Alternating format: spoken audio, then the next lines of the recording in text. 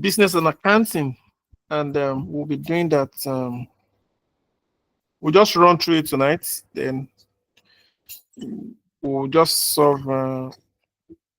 There's a past question I saw, so we can just go through it. It's just OBJ, just to familiarize everyone with. Sorry, everyone with the how the questions are being set, and just to solve one or two things, and then we move. So here we have a 19 chapter course for us to study, and ICAN is telling you once you can study this and you know it, then we can give you a go ahead for you to go to the skill stage. So ICAN want to know your foundational level before they can say, okay, now go to the skills, come and show us your skill. Then when you finish the skill, ICAN will now say, okay, come and give us that professional attitude of yours that will make you to become a chartered accountant. So your journey starts here. Here, your journey starts. So basically, we have 19 chapters in this course, and I'm very sure we'll be able to cover all of them, and we'll be able to solve past questions enough that will make you to excel in this course by the special grace of God. So feel free to read and read and read. Then don't forget, you can always ask questions anytime, any day. We'll try as much as possible to provide answers at appropriate time and as soon as possible as well. So I have this little summary note. I don't know how many chapters. I don't know how many chapters. I mean, I don't know how many pages the chapter 1 is, but I have a small summary note that I summarized that you can use for your guide. So I have the chapter 1. Okay. You want to ask a question? Okay, so I wanted to humbly request that if the summarized book could be shared, or is it something we would need to use after teaching or something? Okay, so for that, I don't know what. So on this material, okay, do you know what? Please give me to the end of the class. I will give you an update on how to share it. Hmm? Thank you, sir. You're welcome.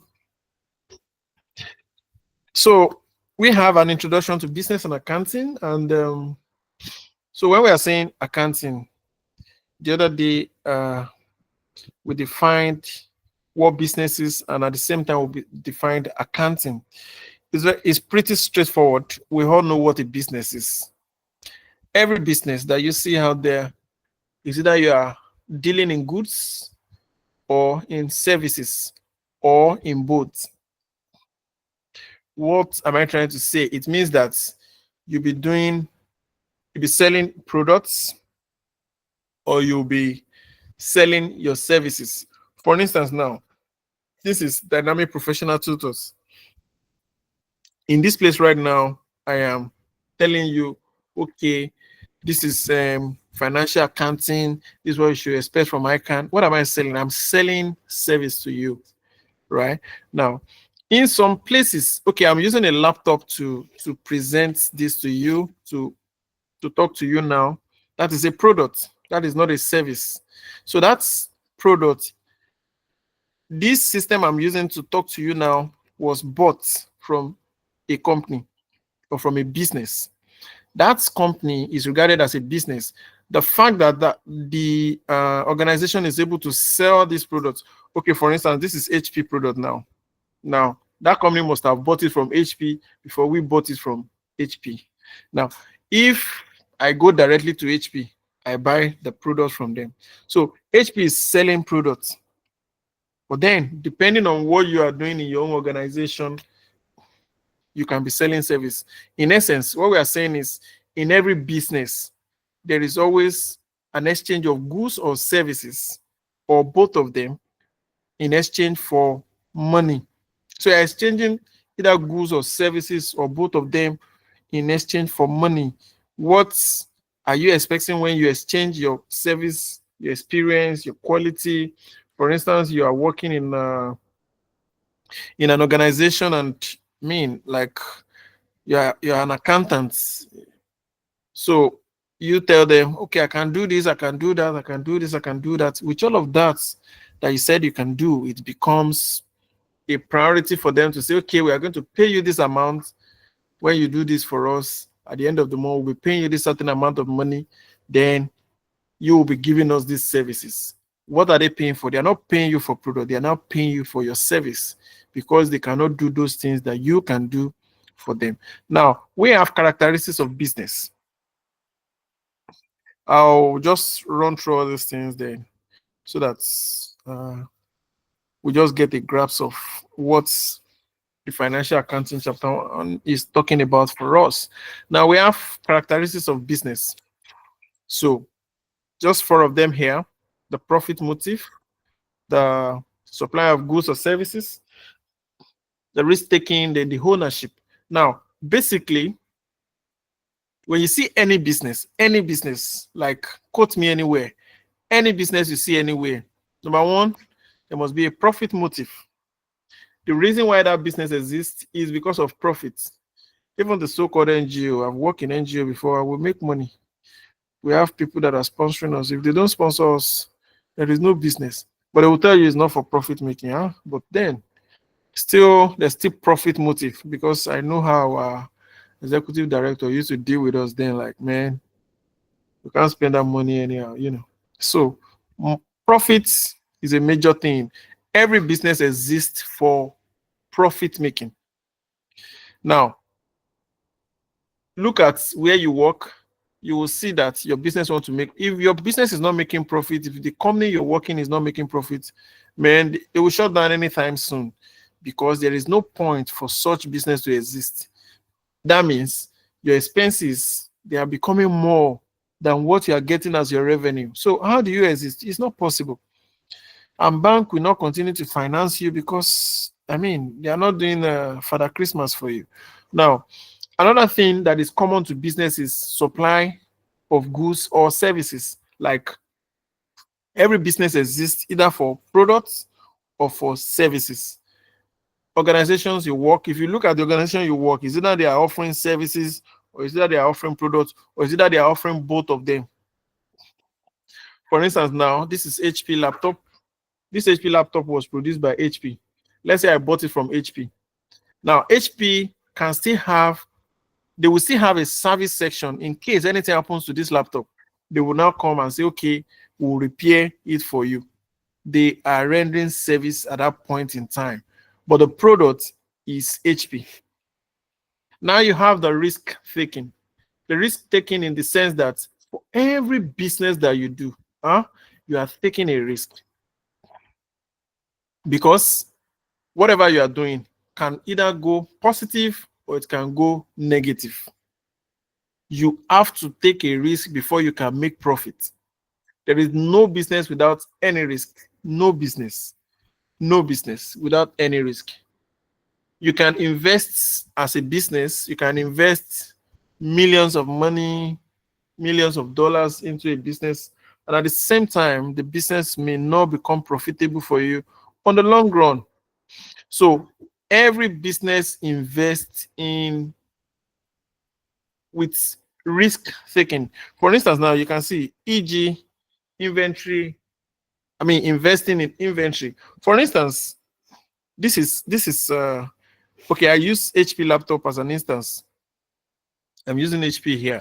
Now, I'm using HP laptop as an instance. Let's assume that HP produce 1,000 of this HP product that I'm using here, this laptop. When they produce it, let's say the cost of the raw material was very high when they were producing it. As at the time they bought the raw materials, they produce it in mass production, of course, but the products that the raw material were very, very expensive. Now, everything went down. All of a sudden, the raw material price crashed. Now, that was the time Dell now begin to buy their own raw materials to produce the products. Now, what's HP want to sell for me for 1,000 USD?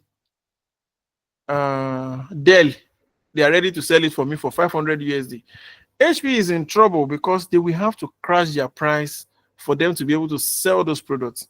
And that is why it is a risk. It's every business decision is a risk. Is it that they make profit from it, or is it that they don't make profit? Is it that they make profit from it, or is it that they don't make profit? Now we have ownership. So profit of the business belongs to the owner, who may receive periodic payment. So, of course, all the profits, the reason why the business exists is to make profit. Now, the profit of the business belongs to the owners. So the owners of the business are the one that knows whatever they want to do with the profits. But then that profit belongs to the owner. The owner of the business, if they make loss too, now the owners wahala, they will be the one to bear it. So in essence, what we are saying is these four things that you see here, they are common to every business that you see anywhere in the world. There will be ownership, there will be risk taking, there will be profit motive, then there will be either supply of goods or services, or both of them. So basically, that's the characteristics of a business. I'm sure we're very familiar with all of this. Then we have the types of business. Are we getting it? Is it clear? Yes, sir. Yes. Yes, sir. All right. Thank you. Thank you. Thank you. Yes, sir. All right. Thank you. So we have types of business entity. Now, I mean, is all these things a common thing? You have the sole proprietorship, you have the partnership, then you have the limited liability company. Now, the sole proprietorship, just running through it, I mean, it's pretty straightforward. The sole proprietorship, is a one-man business that is being managed by one person. Decision making is just the person raising capital from the same person. Look for how to raise capital. Look for how it bears the risk. I mean, the idea comes from just one person. So he makes the whole decision. Even though he may have people that are working with him, he can choose to say, okay, I continue this business. Tomorrow, I don't want to do the business again. Tomorrow, I want to travel to anywhere in the world and shut down the business. Nobody can query him because he owns the business. All the people that are working with him or her, anything he says, that's what they will do because he owns the business. That's the main thing about sole proprietorship. So you look at all those characteristics that are common to sole proprietorship. Every sole proprietorship you see, they have all this in common. So personal liability for business debt. So if there is debt, will be the one to take it because when there is profit, now you the chop them too. So the business will stop at once the owner dies. Once the owner dies, the business stop with the owner because there is no succession plan in it. So you own your asset or profit. Everything is owned by them. Then the owner can withdraw cash or asset at any point in time. Is the owner of the business. Then financing, owner's capital and loans. So it's the owner that knows how to finance the business, whichever way. Everything is just the decision-making authority. Everything boils down to him. So if you see anything like this in ICAN talking about sole proprietorship, you should have it at the back of your mind that anybody who is solely responsible for managing the business without necessarily needing to consult anybody for decision making, that person is the owner of that business. That person makes the whole decision on his or her own. Nobody can query, nobody can challenge him or her. So we go to the partnership. Do we have any question on the sole proprietorship? No Any question? question for me. Thank you. Any question? Any question? No question. Thank you. No, sir. Thank you. So we have partnership. Partnership is a business that is now, this is an advanced part of this. This one is higher than the sole proprietorship. In sole proprietorship, it's just one person. Here, it is 2 or more persons. In those days, they usually tell us 2 to 20 persons or so. So now, 2 or more persons are the one that will do the partnership business. So each of the partner, they will bring their resources together to make the business work. Sometimes it may just be money. It may be your idea, your experience, your quality of service. Those are the things that will work. So all these people come together with all those things that they have. Based on the agreement, then they come together, pull all the resources together, then they are going to start business. Now they will have an agreement. Now, you have the features where you talk about liabilities, business, debts, and obligation. They will bear it. When there is liability or obligations, they will be the one to bear it. Nobody will bear it for them. When there is profit to share, they have profit sharing ratio. When there is liability or debt to bear, that same profit sharing ratio, that's the rate they will use to share their liability or their debt. Then personal income tax, all those things are just like, also there's no perpetual succession. So once any of the partner dies, they will dissolve it. That's the rule of partnership.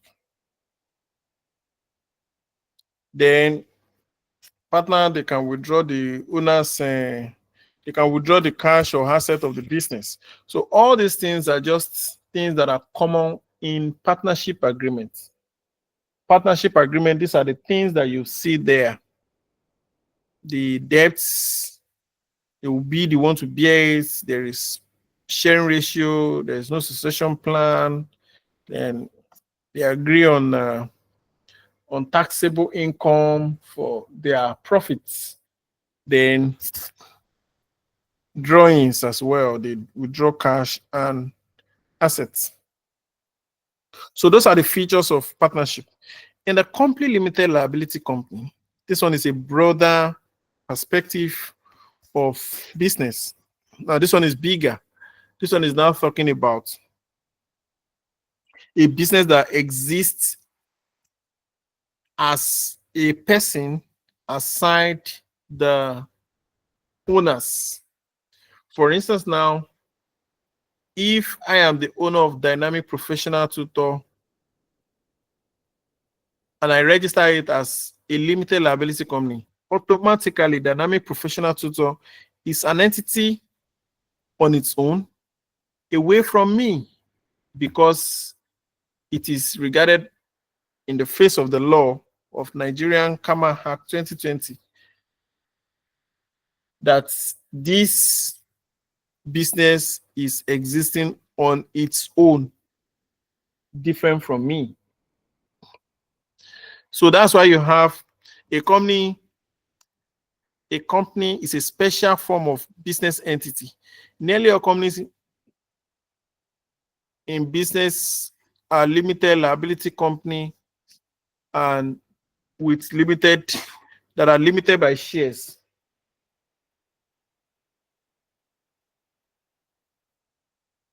So I have so why did they say it's limited by share? You know, they say share is the units, the smallest units of a company, something. I can't remember that the way they used to say it. But in essence, what they are saying is that when you're registering a business, you see that they will tell you how many number of shares. Some will say 1 million for 1 naira. Now, that's 1 million for 1 naira. It is expected that that is the capital. That's the ordinary share capital that business is starting with. For instance, now if they say a share is, a company is 1 million naira, 1 million number of shares valued at 1 naira. Now, that means that the the business is valued at that point of registration at 1 million naira. Now, the shares, now, if I come now and I'll buy certain number of shares in that company, let's say I bought 90%, that's 900,000 naira. If anything happens to that business, which is a company limited liability company, if anything happens to the business, I am not going to use my personal money to finance that business. Anything the business is worth at that point in time that the business is maybe declared bankrupt, that is all I lose. I will not use my personal assets or money or funds to cut off the debt or the obligations that the business is exposed to at that point in time. That is what they mean by limited by shares. What I've contributed, that is all that the business can take from me if in the case of liquidation or whatever. Now, there are features too. Common features are ownership represented by shares with varying number of shares issued. So the more shares I have, the more my ownership. So then you have share ownership is by percentage determines ownership percentage. So what this is saying is that, for instance, let's say I buy 90% of the share. It means when they want to share profit, I'll be having 90% profit ratio too, compared to every other person that are having ownership in the business. All right, somebody want to ask a question? Yes, sorry to interrupt you. Okay, so in Go a on. nutshell, are you, or rather, is it safe to say that shares refers to the capital each shareholder brings into the company or for the business to start? Can we classify share as capital such that if they are sharing dividends, they will now be measured up with the number of shares the person has? I don't know. Is that really proper or incorrect? Yeah, it is proper to say that, but then this is a limited liability company. Hmm? Now, a limited liability company is not a company that is listed on the stock exchange for you to buy. Now we have Nigerian Stock Exchange, we have New York Stock Exchange, like that for different countries. So a company that is limited liability company like this is not listed for public to buy. When they say a company is not listed, means the public cannot come and buy the shares. But in regard to that, your question, the simple thing is yes, whatever value of, for instance, now let's say they have 1 million share. Let me try and open an Excel. If they have 1 million shares and each one is valued at 1 naira at that point in time. Now, let's say that value, since it is valued at 1 million naira for the whole of the number of shares that are there, it means that the business is worth 1 million naira at that point in time. Now, every other money that you are contributing to the business, as maybe you are part of the owners, every other money you are contributing to the business can be additional capital to the business. And it could be that you are giving the business on loan that they will pay you back. You see that it is an additional capital. And when it's an additional capital, it means it's increasing the value of, it's increasing the share capital of that business. So an additional capital that you are introducing to the business is increasing the value If the 1 million share is what we value the company to be at initial, now you have introduced another 10 million naira. It means if you are not saying you want to, you are loaning, you are giving the business as a loan, it means you have to, they will add it to the capital of the business, meaning that you are having more stake in the business than what what it used to be. That's what it means. So when the business make profits and they want to share profit, now sharing profit now in limited liability company is not like partnership business.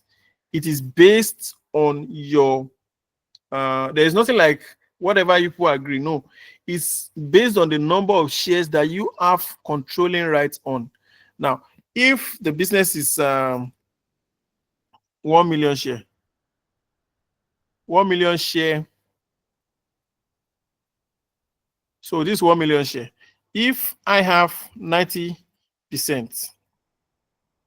it means 90% of this 1 million, when we are sharing profit, I'll be entitled to 90% profit from that business. Does that answer your question? Perfect. Perfect. Thank you. Thank you. You're welcome. So let me run through. So that's just we can just read up on that. Companies are liable for debts, but shareholder liability is limited to invested capital. So just like I said, if the business liquidates today, the amounts that you have contributed as a shareholder is where it ends. You can't sue me for that business. You will sue the business on its own. When you sue the business, whatever the business can pay you, that's what it can pay you. You cannot sue me to come and say pay for the business that I'm a owner. No, it's not possible. It is a business on its own, and that's why they say here that a company is a legal person, allowing them to own assets, be sued, and that's why when your company, let's say you are working on a company now, or anywhere you're working, you see that it is not the owner's name that they will put on the invoice. It is the business name that they will put on the invoice, because that business is regarded as a person on its own. Then regular financial reporting, of course, you have to do regular financial reporting. If you don't want to do, don't worry, FRS will come for you. You must do it. So that's the breakdown for the, what do we call it? The business aspect of this course. Now, we have financial accounting. Of course, I know we are all senior accountants everywhere we are working. Now, now we have a common definition for accounting, whereby we have the process. We said accounting is a systematic process of identifying, recording, measuring, classifying, verifying, and summarizing, interpreting, and communicating financial information. Now, there are reasons why these things are arranged this way. You cannot record before you identify. You cannot measure before you record. You cannot classify before you measure. All these things are supposed to be done, but because we just do it straight away like this. But then it doesn't mean we don't follow the process. Now, we said accounting is a process of identifying. The first thing you identify is, what have we done? We have bought a laptop. You have identified that we bought a laptop. Now, you now record it in your book, purchase of laptop. Now, you now measure it. How much was the laptop purchased for? Are we getting it? Yes. Yes. Yes. Yes. Sir. Okay. How much was the laptop? Okay, go ahead. Somebody want to ask a question? No, you said, are we getting it? I said yes. We are following, sir. Okay, I thought somebody raised that. Okay.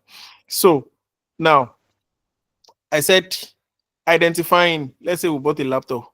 We have identified that we bought a laptop. Now we now record purchase of laptop. How much? 1 million naira. Classify. Where do we now put this? Is this an expense? Yes. Is this an asset? Yes. Now depends on you to decide if it's an expense or an asset in your organization. Now, verify these things that we have done. Is it correct? Did we debit it or did we credit it? The debit, is it correct? The credit, is it correct? What have we done if it's correct? If it's correct, you are verified. Now you now summarize. Summarizing in the sense that all your, for instance, let's say we are looking at sales now. We have now looked at all sales together. We're now saying we have a sale of 1 billion naira for the month of December. We have summarized that report. Now, I don't need to, somebody like me now, I'll just pick your financial. Let's say I pick Dynamic Professional Tutors financial statement. I pick it and I say, Dynamic, see big sales, 1 billion naira. I don't know what makes up the 1 billion naira. I don't know what they've sold. I don't know how they came about it. The only thing is I just saw, 1 billion naira. That's what they've made on their sales. Right? Now, that is summarizing the financial statement. At the same time, we're now going to interpret. Now, we have different ratio computation. What do I mean by that? We have sales gross profit margin, less of gross profit margin, that is measuring our gross profit on our sales to know, okay, how efficient is our cost of sales? Because the higher your cost of sales, the lesser your gross profit. The higher your gross profit, the lesser your cost of sales. Once your cost of sales is very high, it means you are going to have lesser gross profit. And that means you are chunking up more money into your cost of sales, and that will be eating up your gross profit at any point in time. So we're going to be interpreting, what does this mean? Can this business continue? What is our working capital saying? What is our net profit saying? What is our return on capital employed saying? What is our you just look at all the analysis, different ratio analysis. That's what we mean by interpreting. Then you now communicate this financial statement, communicating it to them in a way that they will be able to understand. You are communicating the financial information. That's when you now begin to say, that's when you begin to see audited financial statement, all those kind of information. That's when you begin to see management reports, because it is now something that people can look at it and they will understand this. You now have sales, you have purchases, you have cost of sales, you have your gross profit, you have your payroll expenses. All of those things makes it easier for anybody to just pick up the book and they look at it and they understand every bit of it. So that's what I mean by this definition of accounting, a systematic process of identifying, recording, then you measure, then you classify, then you verify, then you summarize, then you interpret, then you communicate it to the users. Until that communication is done, you have not done accounting, because accounting is stewardship. Stewardship. Something is being put in your care for you to take charge of it and to report those informations to the intended users. Now, the main purpose of accounting, number one, is to record financial transaction. The number one thing is that if you have identified the transaction to be purchase of laptop, you've recorded it, okay, you wrote purchase of laptop, it does not make any sense to an account person if what you've recorded does not have a measure. If it does not have a value, it is waste of time. You have not done anything to an accountant. I mean, you can't tell me you bought a laptop. You bought a laptop, okay. What should I do with that? You have to tell me how much you bought it. You can't be telling me, so what does it mean? You bought a laptop, so should I be celebrating? Tell me how much you bought it. That's what matters to me as an accountant. Because if you don't put the value, it's irrelevant to me for you to say you bought a laptop. So you have to record a financial transaction and establish financial control to reduce risk, to reduce fraud risk or whatever risk. So now, you are putting controls in place to ensure that people are not stealing money. Look at the organization, how the organization works, then you make sure you put controls in place to reduce chances of fraud risk. Now we have assist with managing entities' financial affairs, provide financial information to support decision making. So your information that you are providing makes them to be able to know, okay, are we making profit? Or where do we need to reduce our costs? What are the things we need to do to get better, to increase our profit, and all of that. So that is what is meant by providing financial information to support decision making. So that is it. Then we have types of accounting. We have financial accounting, plenty of them. Financial accounting, cost accounting, performance management, auditing, government accounting, taxation, financial management, forensic accounting, social and environmental accounting. Then you have bookkeeping. So all these are types of accounting. We all know financial accounting. Some of us must have done, of course, all of us must have done cost accounting. Maybe not all. Cost accounting it uses costs. So the costs is what they will use to determine the extent of the planning, the control, and how they will use that to make decision. Then we have the performance management. It's an advanced one for performance management has to do with Advanced of management, right? no, it's what's it called?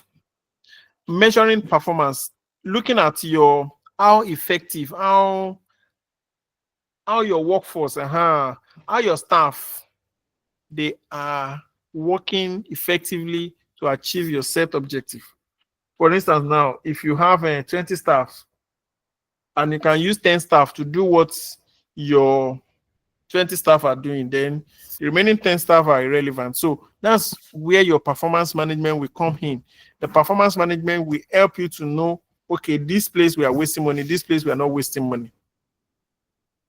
So that will help you to know and that's why you have a profit or loss, whereby it's talking about how you have performed for the year. You have the auditing, which is talking about independent examination of your financial statement. Is it true and fair view? Is it giving a true and fair view? Is it free from errors? Is it accurate? Is it in fairness? All those things are things that. Then you have government accounting, basically government as it stands. Then you have taxation. All of these are just as their name stands. That's the way they work. So, do we have any question on any of this? All we have talked about so far? No, sir. Oh, wonderful people. Anybody? Somebody want to say something? Yes, I No, wanted to sir. ask something. Good evening. Go ahead. Go ahead. Good evening, ma. Okay, please, I wanted to ask, is financial controller, is it related to this performance management? Like, are they similar? So thank you for your question. Huh? So when we say a financial controller is a person. It's a person. It's a personality.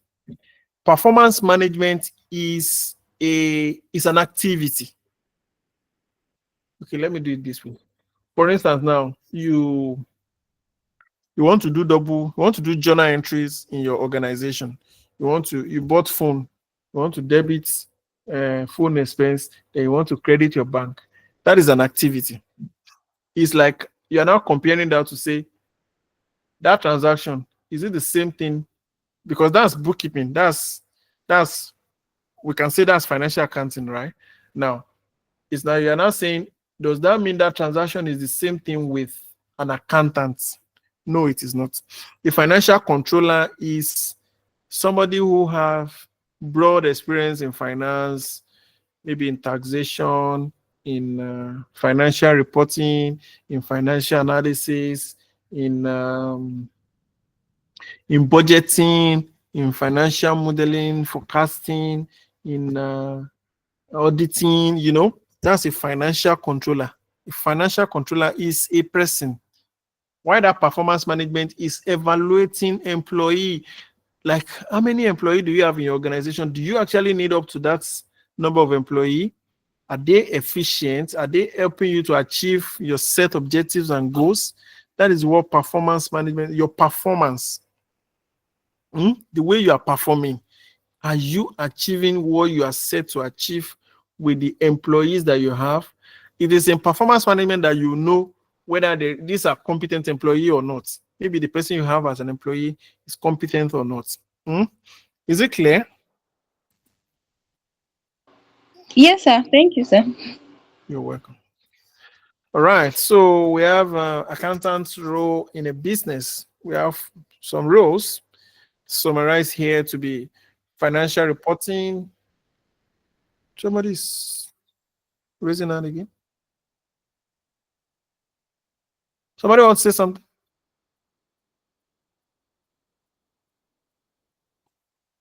Okay, let me continue. Sorry, I thought somebody raised that. So we have accountants' roles in a business. We have financial reporting, compliance and strategy, planning and control, decision making and taxation, offer financial insight for informed decision, system development. So all of these are basically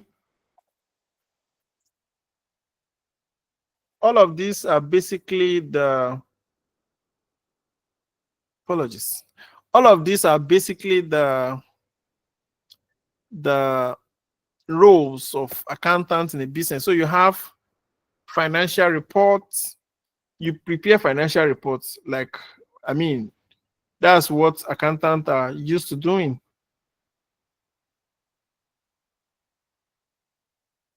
Then you talk of compliance and strategy. So we ensure that we are compliant with rules and regulation. That's why you have that the fact that you have to that's why where you are working now, you see that your company, they are removing tax, they are complying with the rules and regulation. That's compliance and strategy. They are looking for what kind of decision they will need to make for them to make adequate decision. Then we have planning and control. We have to planning, like this is where we want to be. We put controls in place to guide against anything that may not want us to achieve those set objectives. Now we have decision making and taxation. We make decisions, then we make sure like our taxations are guided. Now we have system development. We make sure like we keep improving the processes and the business. That's why sometimes you see some job description whereby they say what's it called? System process development vacancy. They are looking for people that can. These are things that accountant do for them for free, but they will not appreciate us. Don't mind them. Don't mind them. So we have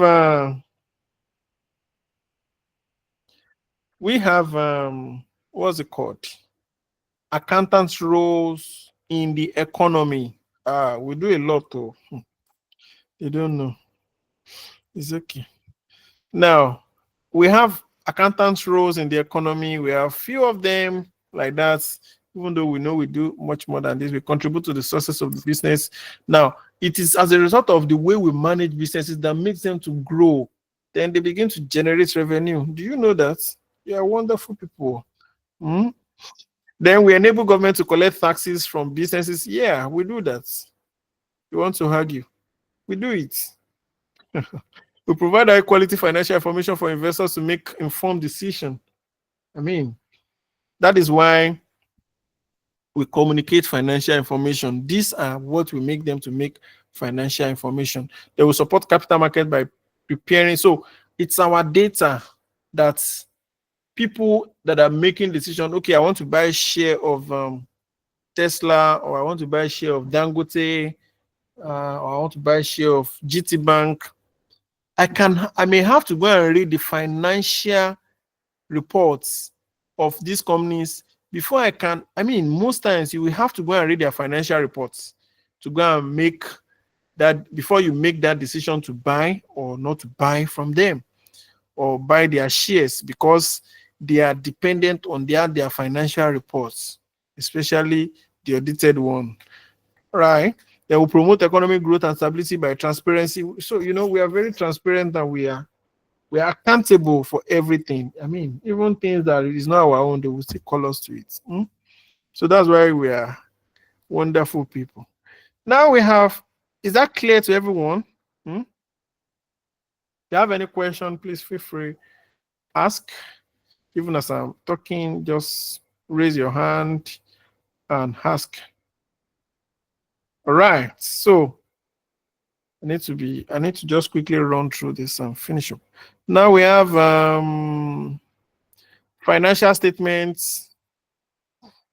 We have financial statements. Now we have a statement of financial position. The statement of financial position is the same thing as your balance sheet.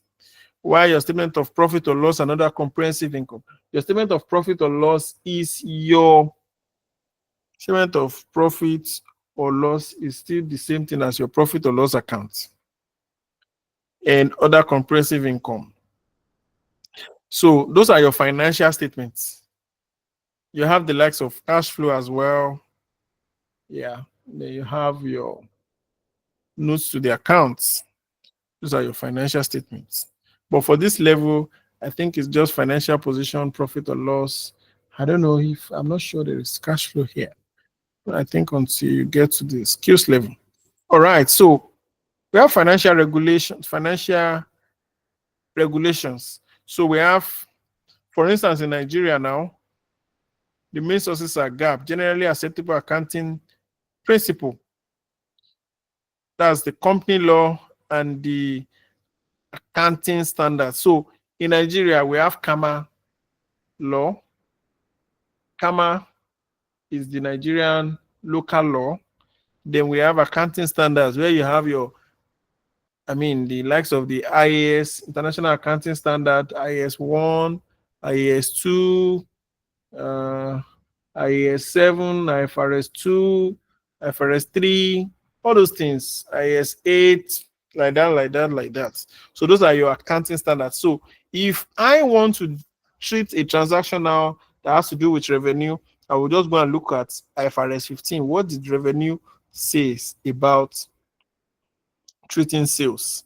So that's it for regulation of financial reporting. So that's how it is regulated, so that every Tom, Jack, and Harry will not come and tell you what is obtainable out there. Then we have accounting standards. They are developed by the accounting profession to guide financial statement preparation, applied by companies adopting international financial reporting standards in Nigeria, then provide guidance. So those are things that accounting standards does to our financial reports. So the aim is also to ensure consistency, transparency. It is issued by International Accounting Standard Board to promote global uniformity. I think US are the ones that are not using. They have their own US GAAP. So they don't use this our own now. But most countries in the world, they are using international accounting standards. Then we have Financial Reporting Council of Nigeria. They are also regulating financial reports for Nigeria. They oversee, they make sure everything is in alignment with the regulation. They make sure you receive annual reports and financial statement from public interest within 60 days, aims to ensure accuracy and transparency in financial reporting in Nigeria. All right, that's Financial Reporting Council of Nigeria. Now we have basis of accounting. I'm sure we're familiar with this. We're talking of basis of accounting. 3 of them. We have break-up basis, we have the accrual basis, and we have the cash basis. All these things are the basis for which accounting exists. Yeah, let me put it that way, because these are the basis that will make you to say, okay, this is the way we will do this transaction, that is the way we will do that transaction. Now, I have 3 basis of accounting here, where we have accrual, cash, and breakup basis. Sorry, this should be break. All right. Now, break up basis. Now, where do we have accrual? Accrual accounting concept. So it recognizes transaction and events in the period where those events occurs, even if there is no cash or payment yet. It treats so, and that is why you did I explain this well? Let me say it again. So you have accrual basis of accounting. Accrual basis of accounting is saying that transactions, once transaction takes place, you record it, whether there is movement of cash or not. The movement of cash can now be for payment or it can be for receipt. Now, whether there is movement of cash or not, whether there is no movement of cash, no. Accrual basis of accounting say record the transaction as it is once the transaction has taken place. And that's why you see all these accruals that we raise, all this prepayment that sometimes we pay money in advance, we begin to now amortize it over time. Those are accrual basis of accounting. Don't worry, as we go deep, you begin to see all these things. Now, we have example. Accrual basis A company prepares its financial statements on 31st December each year.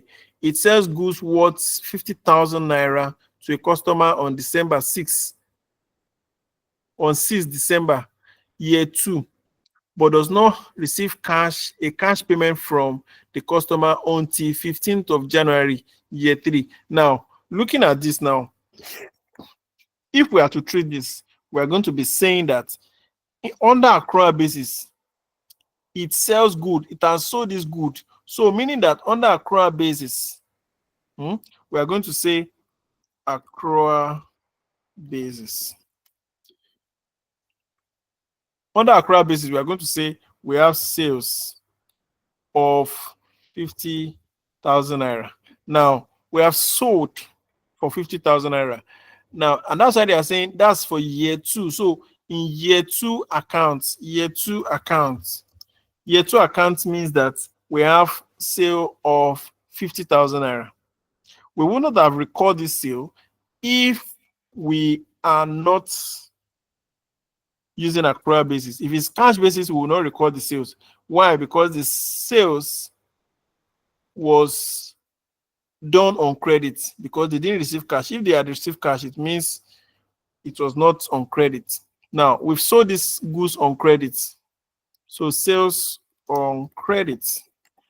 Oh, time is fast spent.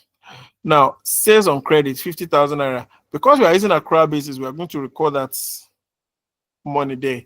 The only thing is the double entry principle for this will mean that we are going to debit our receivable,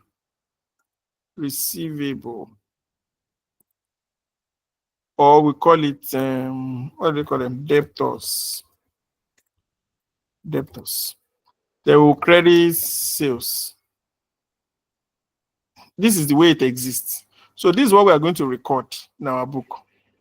So by the time the person eventually pay, we're now going to debit our bank and credit our receivable or debtors accounts, and that close the transaction. But the sales have been recorded and it has been recorded. That is the final. Nothing changes it. Then we have, they said, accrual and prepayment. An accrual or accrual expense is an amount that an entity holds in respect of a benefit it has received in a period, but for which it has not yet been invoiced. An accrual. So, for instance, now let's say your company rented a space for them to carry on their transactions. That space they rent, let's say the landlord have not given them rent bill for that period. Let's say it has not, the landlord have not given them bill for the rent for, let's say the how do I say it? This is January. Let's say your landlord have not given you rent bill for December, and this is January. Now you are reporting December transactions already. Now it will not be unfair for you as an accountant to record your transactions in December without putting rent in your expense. For instance, let's say the reason why I'm saying that is because let's say you want to declare a profit of 1 million naira. Okay, let's say 100,000 naira. Let's leave it that way. Now, this your profit will not be correct because you know that you have a rent of 40,000 naira that you did not record. So you need to make an accrual for it by debiting your rent account and crediting your accrued expense account because you are owing somebody 40,000 naira that you have not paid. Don't worry, we'll begin to get clarity on all these things as we go on. So a prepayment, now a prepayment means it's just like an opposite of an accrual. So a prepayment is you are paying for what you have not enjoyed in advance. You have paid for it. You are paying for what you have not enjoyed in advance. So for instance, now let's say you will pay rent from beginning of this year to the end of this year, but you know that we have not spent that money, and that's why prepayment is an asset. An accrual is a liability. You have enjoyed what you've not paid for. Here, you have paid for what you've not enjoyed. Simple way. That's the way prepayment and accrual says.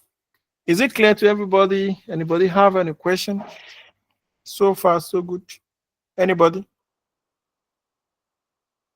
All right. No question.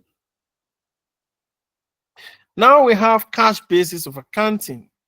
So cash basis is just saying when transaction occurs, don't record. Record it when there is movement of cash.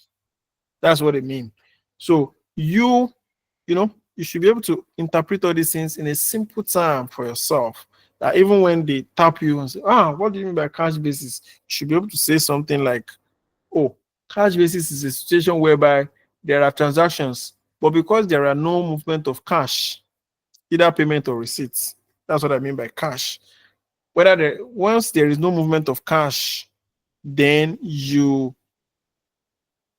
will not record the transaction, and that is where cash basis comes. So, for instance, this kind of transaction that we use here, it means you will not record anything for year 2. You now come and record it in year 3 because it's a cash basis. Because they didn't pay in year 2, so until year 3 before they paid, and that's where you come and record it because it's a cash basis. Just imagine how much money you'll be losing out if you are using a cash basis. Then you have the break-off basis. The break-off basis basically is talking about, it's being used when a business is no longer being prepared in a going concern prospects. Now, when a business is no longer being prepared in a going concern, what I mean by going concern is that the business can no longer be seen to exist for a foreseeable future. So when a business is having issue, they can no longer meet their obligation. An auditor comes to audit them at that point in time. They will be able to know, oh, this business will not grow beyond next year. So they will be able to know that this business is no longer can no longer be prepared on an accrual basis, but rather on a cash basis. So the basis results in all asset and liability being measured at this amount of cash that they can be sold for asset or settle liability. So what they will do in cash, breakup basis, is that they will look at all the assets that the company have: cars, motor vehicle, buildings, land, their products that are remaining. They will value all of it, and they will value all the liabilities that they have. That is what they mean by breakup basis. They will compare which one is more, who do we need to pay, who are they not paying, and that is what breakup basis is all about. Breakup basis exists when a business is having going concern issue. Now, they said the company, okay, this example, they said the company is in severe financial difficulty and it is not expected to survive.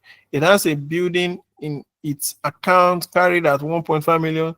The real estate professional has advised that the business could be sold for 1.2 million naira market condition. This is what they will use. This is what they will recognize in their book, because this building is actually overvalued. The real thing is 1.2 million naira, because the people that you are owing, when you want to settle the obligation, they will not collect overstated value in your book. What they want to collect is cash, and that is what mattered most. Now we have need. Is that clear to everyone? Cash basis, accrual basis, breakup basis. These are basis of accounting. Anybody with any question, please feel free to ask. Feel free to ask. Now we have the need for financial statements. The class is too dull. Are we there? Yes. Anybody there? I hope you're Yes. not feeling bored, huh? I hope you are getting it, huh? Yes. Right. Thank you, sir. Thank you, ma. God bless. Now we need for financial information. Need for financial statements. So different people need financial statement. And what do they need it for? Investor, they need it to make decision on whether to buy their share, whether to hold their share, or whether to, just to predict what the future look like. We have the lenders, so that the lender, when they look at your cash flow, they know, this one cannot pay the loan over Kabego. Run, don't borrow them money. You have the supplier and trade creditors to know whether you do fulfill, whether you do pay your creditors, your creditors on time. That you're not the people that they will say, no, we are not owing you again. Even when you have it in your book, you fight them and say, no, you don't have the money to pay now. So they want to avoid all of that. Government, they use it to check, especially your tax exposure, check whether all you are recording in your books are all correct. Then the public, they may just be interested to see how your company is doing and how you are impacting their environment. Then you have the employee. Employee sometimes, yes, so you want join company, no, go look their financials. Look, I beg you, before you join, and you will not you will not pay your salary. Oh, my. Oh.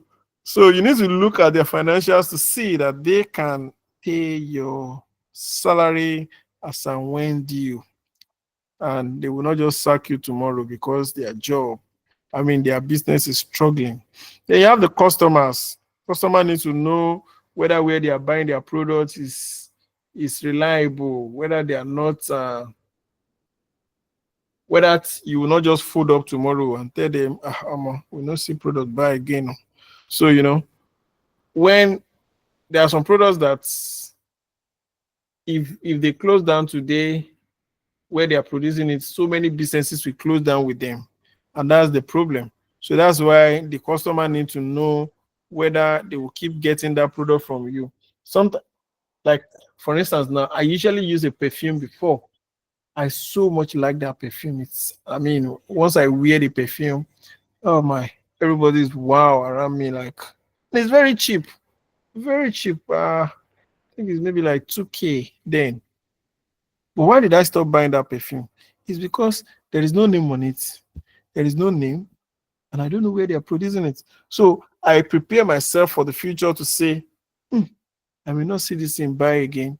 So I just stopped buying it because once I leave that environment, I don't know where I will get it again. So there is no point for me to keep buying it. And that's the example. I mean, I was their customer, but I stopped buying it because there is no name for it. Then you have the managers so that they can be you can know how their financials are performing and just all of that for their users of financial statement. Then you have component of financial statements, pretty straightforward. You have the statement of financial position, where you have that one is breaking down your asset, your liability, your equity. Then you have your statement of profit or loss. Then you have your statement of changes in equity, and you have a statement of cash flow. And number 5 is that you have your notes to the account. Each of these statements are relevant. I mean, your financial statement preparation, they are not complete until you have all of this. And that's where you see audited financial statement, you see that it has all of this. None of them that will be missing. So, all right. So, you have business transactions. So, classification of business. So, business can be classified into, like, the business transaction can be classified into this. You have simple and complex transaction, you have one-off and ongoing transaction, you have capital and revenue transaction. So what all this means is that simple transaction, simple, like you are, for instance, now you bought a phone, you just debit phone and credit. I mean, you just debit phone expense and credit your bank. But for instance, now let's say you sold something from your inventory, you are going to have like 3 different GL that will affect. You are going to debit your cost of sales. You are going to credit your revenue. You are going to debit your purchase. No, your what's it called? Your Yeah, you are going to debit your purchases. You are going to credit your what's it called? Your inventory. So all of those ones are complex transactions. Sometimes it will not just be that kind of a thing. Sometimes you may have to deal with transaction that sometimes you may not pay for it. Maybe that, okay, your company is exchanging the laptop that you have bought for years. Yeah, they are now exchanging them for new ones instead of paying the company. They will just give them all those old ones, collect the new ones. So those are complex transactions. Then you have the one-off transaction and ongoing transaction. One-off transaction in the sense that it appears only once. Then ongoing transaction in the sense that it may even be that you're dealing with a vendor. Some vendor, you just buy one thing from them and that was all. But some vendor, your business is even reliant on them to get whatever you want at that point in time. Then you have capital and revenue transaction. Capital transaction in the sense that they are capital intensive, they are capital based, their value is very huge. So, for instance, your company bought a building. That's a capital transaction. Revenue transaction is transactions that deals with revenue. You are recording what you are selling in your books. You're debiting what is needed and you're crediting what is needed. Now, that is the rundown for the chapter 1. Now I can boldly say we are done with chapter 1. Anybody have any question? Rush me, talk to me, talk to me. Are we tired? Are we tired? No, no, no, no, no. Are you for real? Oh, these people are strong. Oh. Strong people, they here. Oh. But I'm tired already. You're tired. No, I said you sound tired already. Oh, it's been a long day, you know. Yeah, so Yeah. tried it. Really nice. Thank you. So everybody, is it very clear to us? If anybody tap you now and say something about business, Madam Adeleye Moleayo, Mr. Yes, it's very Niyi, clear. Mr. Thank you very Babai, much, sir. you're welcome. You're welcome. Mr. Yes, thank Babatunde, you. Mr. Madam Yes, thank you. Lizzie, Very clear. Madam Neoma, Uncle Juliet, Keeping everybody, something. all of you. Wanted to Wonderful, chip in. right? Yeah, Thank you somebody so does much, go. sir. So should we call it a day or we should just solve the past question? Do we have strength for that? Let's Yes, surplus. let's start the past questions, please. Okay, so we'll be very fast with that. They're just objective questions just to refresh brain. Then subsequently, we'll be solving other ones too. All right. So let's quickly do it. We are there, right? You can see it. Yes, sir. Yes, sir. All right. Thank you very much. So which of the following is not part of a complete set of financial statements? I think we just did this one. Somebody must Yes. answer. It's option is a statement of changes in equity. Statement of changes in equity. Is that the final answer? Right? Which of the following is not part of a complete set? Corporate governance. Corporate governance. Cash flows. Final answer? Corporate governance. Is that Yes, Yes, for me. corporate For me. governance. Yeah. corporate governance? All right. So it's not statement of changes in equity. I beg you. Don't let us fight it like this, you. I was scared when I heard statement of Changes in statement of equity changes is in not. equity. How will your owners know what belongs to them? I beg you. Yeah, so it's not. It's statement of corporate governance. So we move to number 2. We say the following are attributes of good accounting information, except we should still know this. We should know this. So anybody? Yes. Should Okay. be. Faithful representation. Equal representation. The following are attributes of good accounting information, except Faithful representation. Reliable. It must be anybody consistent. with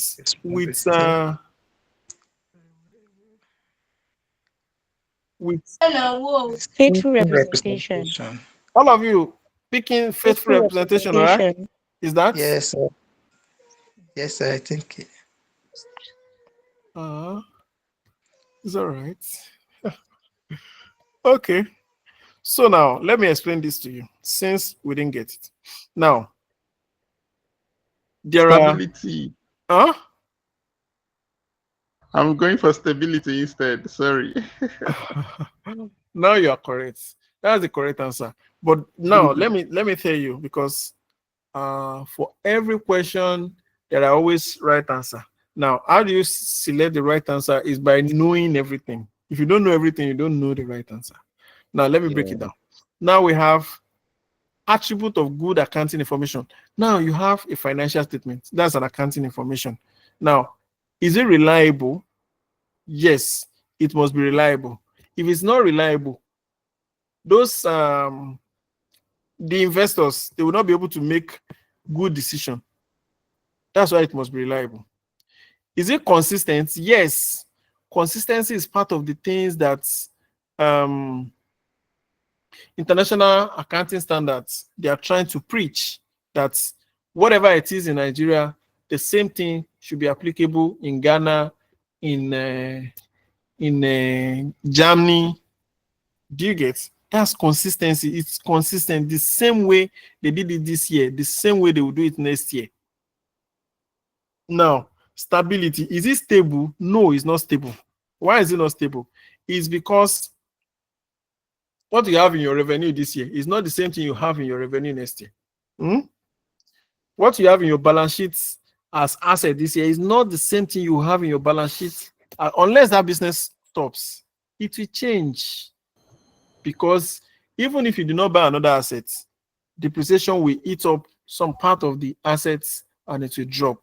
So there is no stability. It's not like it will be in one place. No. But verifiability, is it verifiable? Yes. In fact, it's one of the things that is in definition of accounting now, right? So then the faithful representation means, is it prepared in true and fair view? This is what the auditor will do. So all these things are attributes except this stability. So there is nothing like stability in the attribute of accounting. No, it can be static. It changes. So that is the reason why stability is not it. Oh yeah, the next one is which of the following is not an external users of accounting information? Oh yeah, somebody. Manager. Manager. Manager. Yeah, you see, they don't sabi people pass me now. Wonderful. All right. So let's go to the next one. Number 4 says a company's net profits for the year ended 30th June 2014 was 6,500. I mean 6.5 million. Money plenty. And it was found that 1.8 paid for maintenance of motor vehicle had been debited to motor vehicle account and depreciated at 25% on costs full year charge in line with the company's policy. What will be the net profit after adjusting for the error? Anybody can solve? Okay. Nobody. 25% of Now we have a net profit. Let's do it on Excel. Huh? So we have question 4. I'll send this one to the group very soon. So we have, let me use 4. Button. We have question 4. Did I use Q4? So we have this question 4. Now it's saying that we have a net profit for the year ended 30th June at 6.5 million. So we have net profit 6,500,000, 6.5 million. Now it's now saying that it was found that 1.8 million paid for maintenance of motor vehicle has been debited to motor vehicle accounts and depreciated. Now, this money was debited to motor vehicle accounts. Now, this money should have been debited as an expense because it's a maintenance. Is that clear? Yes, it is. Perfect. So it's good for me to come here and say maintenance of motor vehicle. We are getting it, huh? Maintenance of motor vehicle has 1 million. How much is there? 1,800,000. Right now, the depreciation and depreciated at 25% on costs, full year charge in line with the company policy. What will be the now? We have to add back that depreciation that has been charged in essence. Now, we pick what's it called? The 25% depreciation. So 25% depreciation on That's 450. on how much? Sir? No, go ahead, sir. That's 25% of Okay. 6 point now. 'Sir? 1.6 million. No, I'm saying 25% of 6.5 for the year, right?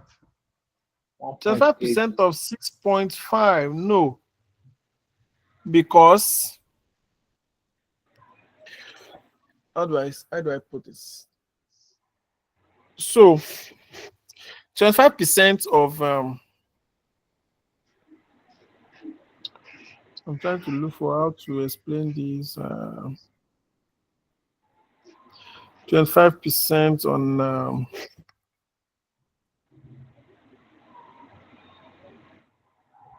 coming.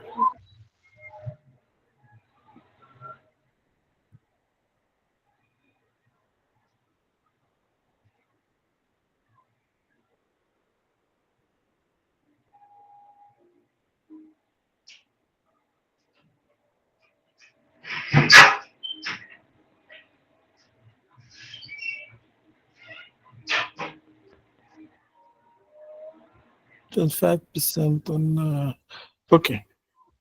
So 25% on I'm trying to look for a simple way to so now they've charged 1.8 million as motor vehicle maintenance. Now that value is inclusive of 25% full cost charged for the year. Now it means that this money that was used as maintenance is inclusive of 25% depreciation. Now that's what I try to calculate here. 25% of this will give us 450. Since we have deducted, since this money is part of here, then we now say depreciation, we had it back. 450. Yeah. Is it clear? Okay, 25% is 1.8, right? You add it back. Yes. Okay. If I do like this, 25% of this amount. Well, I will now have to do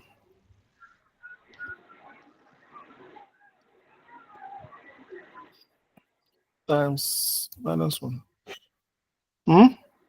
When I had it back,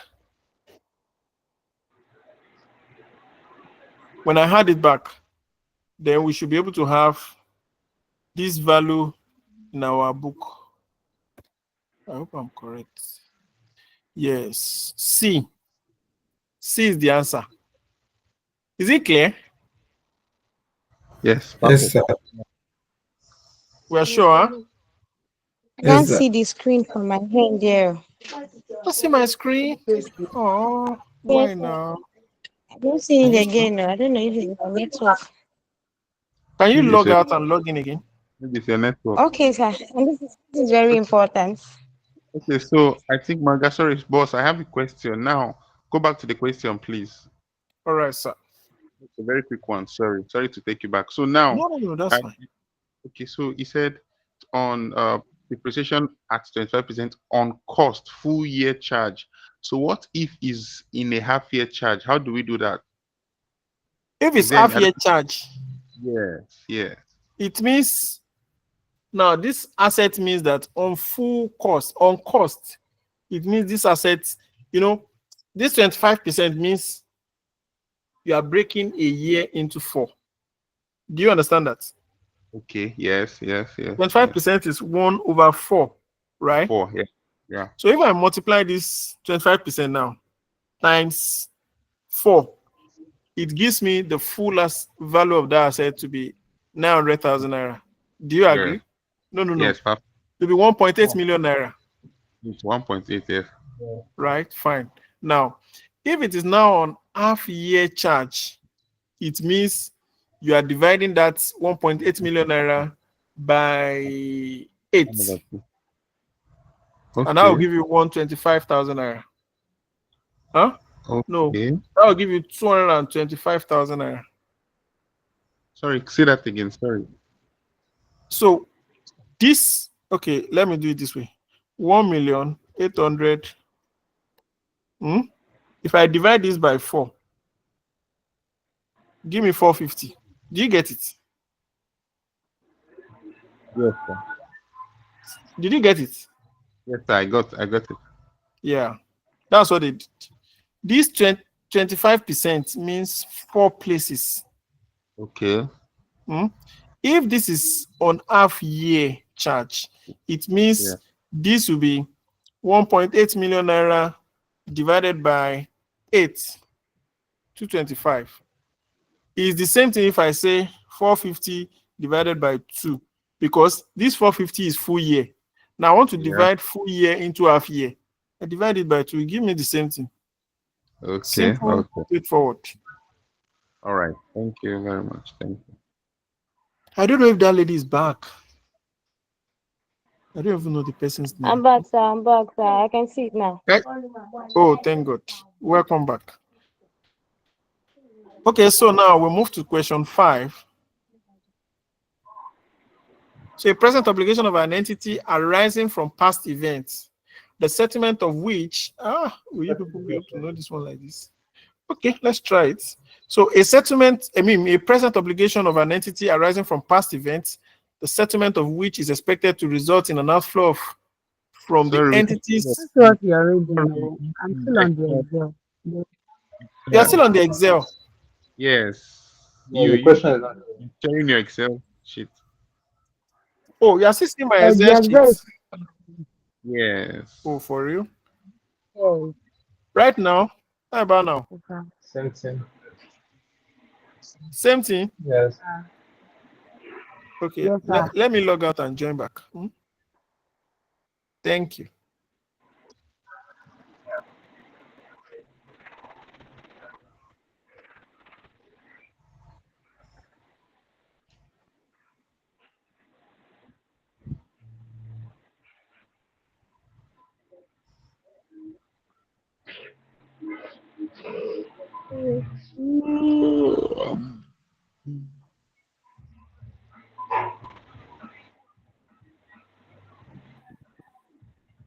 Let me share my screen again.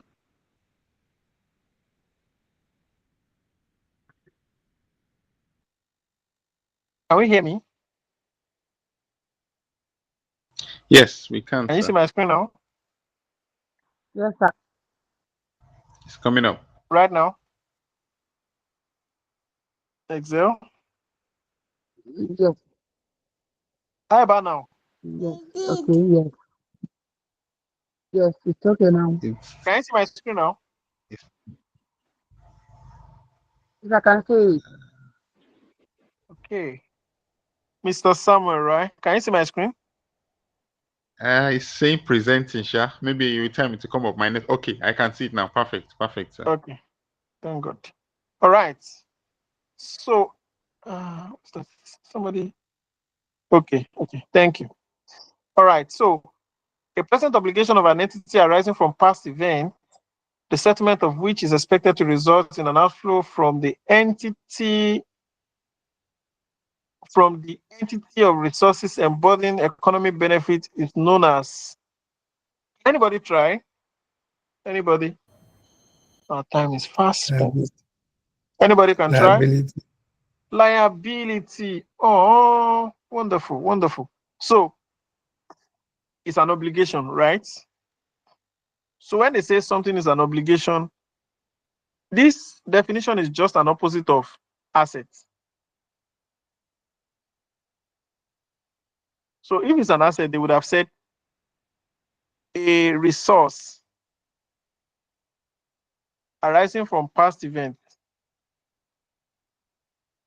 by which the settlement will lead to an inflow of resources to an entity. So this is basically a liability. A liability because it will lead to it's an obligation from past events What do they mean by past event? You have entered into a transaction before that have led to you to be owing somebody, that have led to you to be in liability with somebody. Maybe you went to go and collect loan. You collected that loan, not today. Maybe you collected it yesterday or day before yesterday or last year. It's arising from past events, something you have done in the past, but the consequence is on you now. And for you to pay that loan or for you to pay that liability, it will lead to outflow of resources. So if you used to have 1 billion naira in your bank, because you are paying this obligation, it reduces to whatever it needs to reduce to when you settle the obligation. Is it clear to us? Yes, Yes, sir. perfect. All right. So we move. Thank you. We move to number 6. Past. In preparing financial statements, the bad debt account is closed by a transfer to. Oh yeah, somebody talk. We should be able to know this one now. Pure, pure. I Pure think health. bad Mhm. debt account. Somebody is saying something. Any other Yes, opinion? I think it's bad debt account. Bad debt account. That debt Okay. Bad debt account. Pure. I'll go Pure with health. I'll go with profit or loss. Profit or loss. All right. You have all said it wonderfully well. All right. So now a bad debt is we know the reason why there is bad debt, right? Because we have a debtor that refused to pay again. I want to write it off from our book. Now, in that situation, it means that money is in our balance sheet. Because we want to write off the money, number one thing is we want to credit that bad debt account and we have to debit something. Now, at the same, we cannot come and debit provision for bad debt account again. We cannot debit statement of financial position account because the bad debt we are trying to write off is in our balance sheet account, which is this financial position. Now, we cannot debit provision for bad debt account because we are not making provision for it again. We want to write it off. We want to close it. Now, it will be here in the statement of profit or loss. Why? Because we are expensing the money that that person is owing us. That's just the simple logic. Do we get it? Very well, sir. Thank you. Thank you. Thank you. So we'll move to number 7. Which of the following will not be posted to credits of payables control accounts? We all did control account too, right? So which one will not be posted to credits of payable control accounts? Somebody talk. Nobody? Credit of payable control accounts. Nobody can try. Total credit purchases. We credit it to control account, to the payables control accounts. Abi? When you bought something now, you debit your purchases or you debit your cost of sales, then you credit your payable control account. Same thing, transfer of credits from. So all these things are apart from this set of contract accounts. This set of contract will not be posted to the what's it called? The credits of payables control accounts. It's a set of contract. Set of contract. It nil of both sides. That's set of contract. You have forgotten control accounts in those days. All right. Is it clear? Okay. Uh, yes, sir. Okay. It's all right. So we have another example here. They said an item of property, plant and equipment costing 600,000 naira. They don't come. Money that we did not see. Was bought on 1st January 2011 Depreciation was provided to 20% annually on straight line basis, right? Now, and computed on the points of sale. It was sold on June 30th, 2014 for 157,500 naira. They're asking us to determine what the profit is. Now, did we make profit? We don't know. Did we make loss? We don't know. So, how should we solve this? Anybody can try? Nobody. All right. First, I'm looking at that straight line basis, a proper understanding of that straight line basis, because it might, to me, I feel that's that's what we could use to arrive at the result at our profits. I don't know if I'm out of place, but I'm just thinking. Yeah. Of course, you're saying the right thing. Right? Yeah, you're saying the right thing. Now, it's on a straight line basis. It was bought on 1st January 2011. Now, it was sold on 30th June 2014. Now, you need to understand some simple thing. Now, they said, that's question what? Question 8. So it's 8. Now, if you look at that question, they said first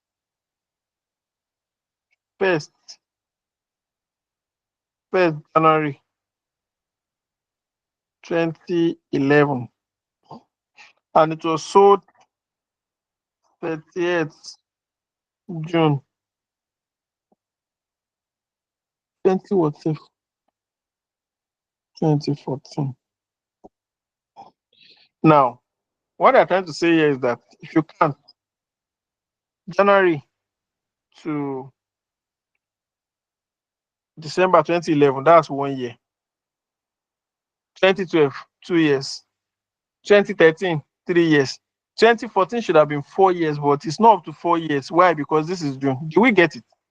yes, 3 years, 6 months. Yes. So we have this to 31st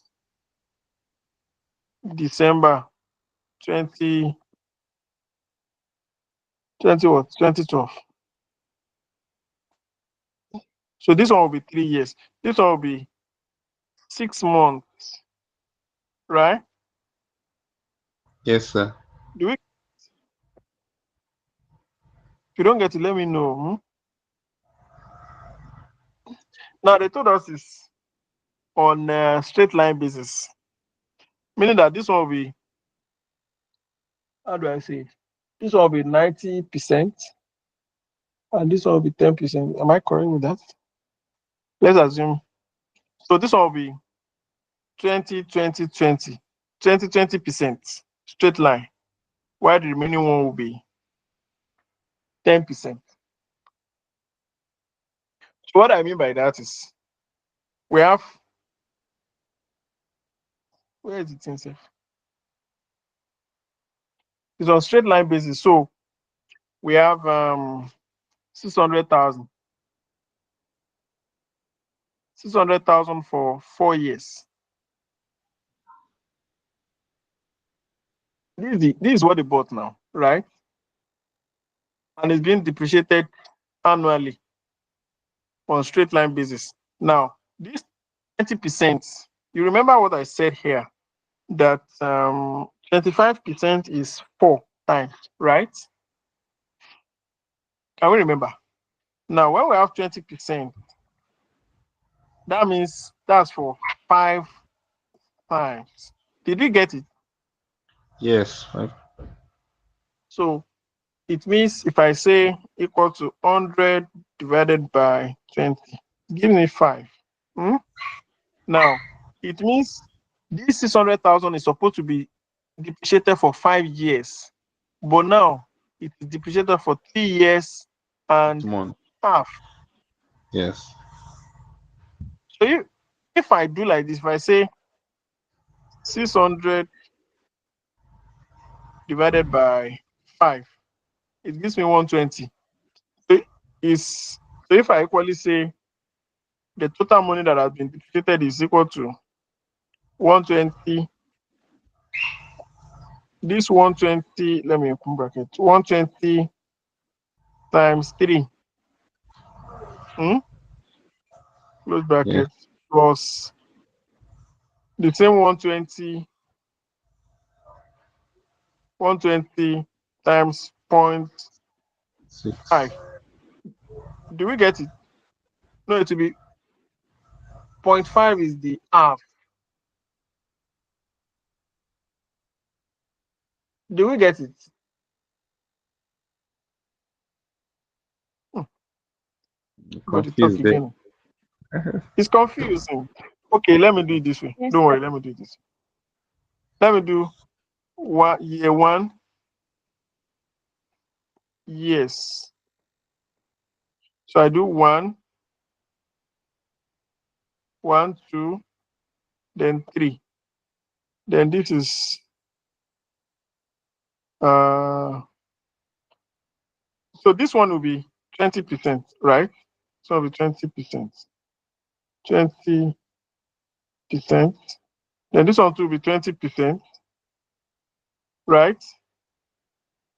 Then this year 4 will be half, which will be 10%. Is that fine? Yes, perfect, sir. We are getting this right. yes, sir. So if I say Yes, sir. this 20% times this, where is that 600? 600,000. Let me put it here. Now, if I do like this times this, 24, if I drag it down, if I add it up, guys, is giving me this. Yes, So we are fine now, huh? perfect, sir. Okay, yeah, good. So it means we'll now say the 600,000 minus this amount is remaining 180K. So they should have sold this thing for 180,000 naira. But how much did they sell it for? They sold it for 157,000 naira. Is that a loss or profit? So we'll now say 157. 500, right? So we'll put it here, 157,500. So if I say equals to this minus this, it's giving me 22,500. Is that reduced or increased? Which one? So what's our current answer now? Yeah. It A. reduced by 22,500. It's reduced by 22,500 naira. Oh, I have wonderful people here. Wonderful people. This Sabi book. Good. I can move to 9, huh? Yeah, let's rush it. Let's rush it before by 10:30 we must be done. So that we can all go and rest. Is that fine? Yes, sir. Yeah, let's be fast. People are no longer talking, they're tired. Oh, sorry. We Yeah, are here, yeah, sir. yeah. That's okay. It's better to start early like this so that you get it on time, then you won't have any pressure for the exam. Don't worry. It's gonna be success. All right. So the number 9 says a source date, the source of data for recording the return inward books of a business entity is, yeah, now this one sharp. Everybody should say the answer like this. I have 2 options, but I'm not sure. Eh? Don't tell me. Hey, what am I hearing? Which one be 2 options? Tell me answer, Jerry. You want to tell like you have 2 options. What 2 options? Okay, That's so See, get the question. It's very simple. The source data Okay. for recording the return inward book of a business entity. The source data for recording. Oh, yeah. Yeah. Someone else say something. Sir? Yeah. You say I think what? Debit. it's receipt. Yeah. Looking at receipt. Since You it think it's is the what? source receipt. Yeah. I think it's I credit think it's note. receipt. Yeah, wonderful, wonderful. Yeah, credit note is correct. So, Oh. eh? You know, okay, so the explanation here is that the source data for recording return inward book of a business entity. Now, you have sold something. If you don't sell, you can't have return inward, right? Now that you have return inward, the next thing that will happen is a credit note that will be issued to you. That's the source data for recording it. The return inward is what I mean. The credit note is what your customer will issue to you because you're now owing them this money. The what this return inward means you are owing them that money. Is it clear? It's not clear. Clear. It's clear, sir. So, however, that means there's also return outward now. Of course, now when Okay. you buy something that is not good, you return outward now. You issue them debit notes too.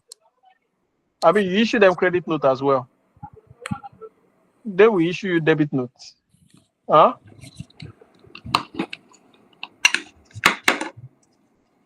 Is that fine? Yes, sir. All right. So now we have number 10. A loose tool recorded in the book of MYE Enterprise reveal the following: revaluation, ending, revaluation beginning, revaluation ending. Then we have depreciation of 100,000 naira. What is the value of loose tool acquired during the year? Hey, who will now solve this for us? So, somebody want to help?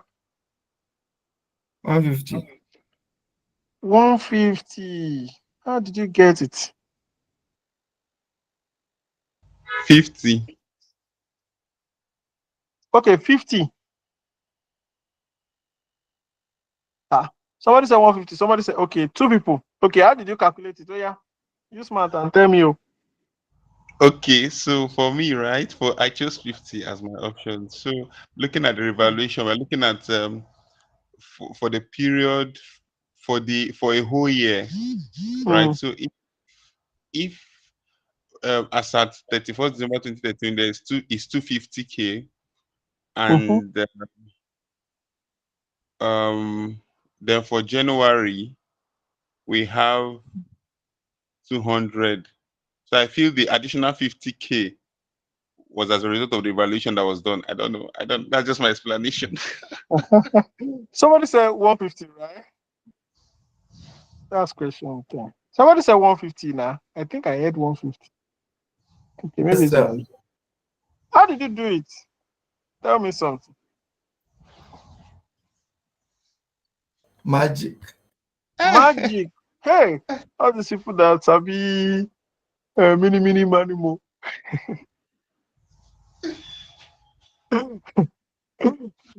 150 is actually correct though. But let's solve it. 150 is Okay. actually the correct answer. But how did you Okay. get that? You know, lose to is regarded as an asset. Do you agree that with me? Yes, sir. It's a two. Now, that's an asset. Every asset, if we are to do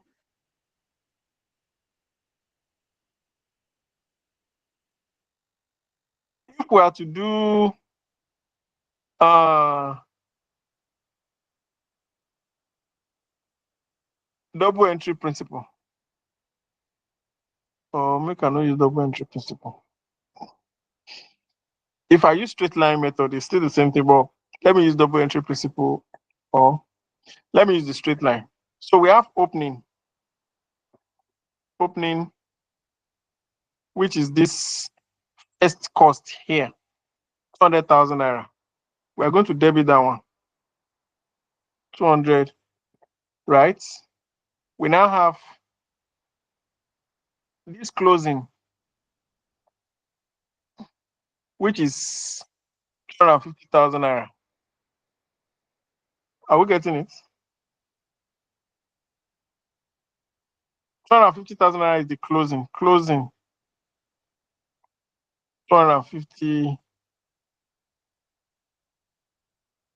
Let's assume this one will be negative because it is our closing. Now,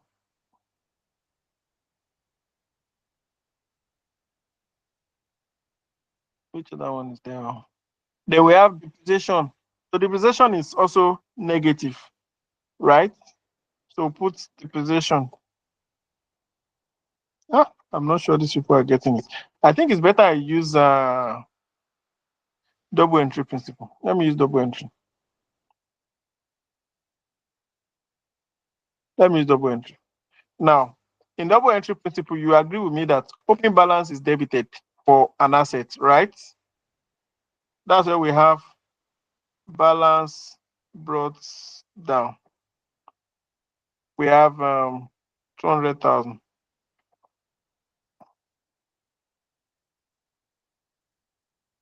Now, now say revaluation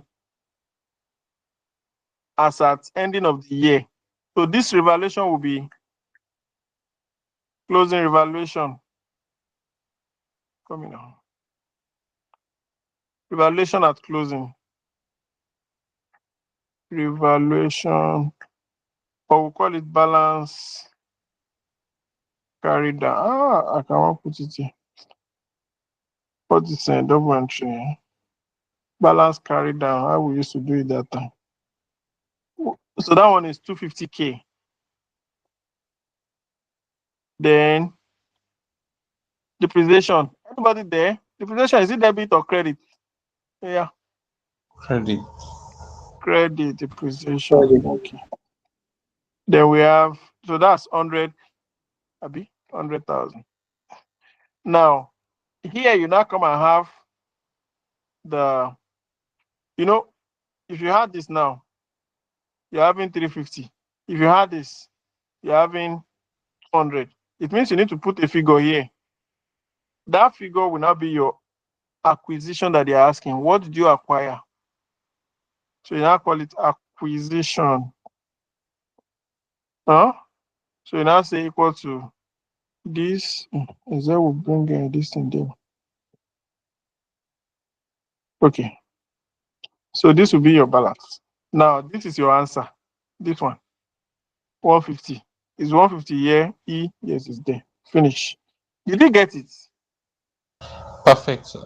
Nice. Perfect. I love this man that is saying perfect. Everything is just perfect, perfect. Oh, is that right? So, time don't go. So we have three major activity group in preparation of payment of cash flow. In order of presentations are sharp. Don't waste time on this one. Do we know cash flow? Option C. B. Option C. I'll go with option B. C. Somebody wants to say something else. B. Option B. Option B. So you are starting from investing activity. Do you know cash flow? Cash flow, the No. first thing you see in cash flow is your operating activity. Okay. Followed by your investing activities. Okay. Then followed by your financing activities. Do you get that? Okay. Yes. So that is option C. We have we have ICAN ICAN guru in the house. Yes. It's just giving us answer to go. Is that right? So the journal entry required to record depreciation charge for the year in the financial records of an entity at the year end are. Do we know this one? Journal entry required to record depreciation charge for the year in the financial record of an entity at the year end are, now. It's just journal entry. What they are trying to ask you here is just what are you debiting, what are you crediting in depreciation charge for the year in your financial record at the end of the year. We should know this one. Abu would not do. Yeah, ICAN Guru, Afana, give us options.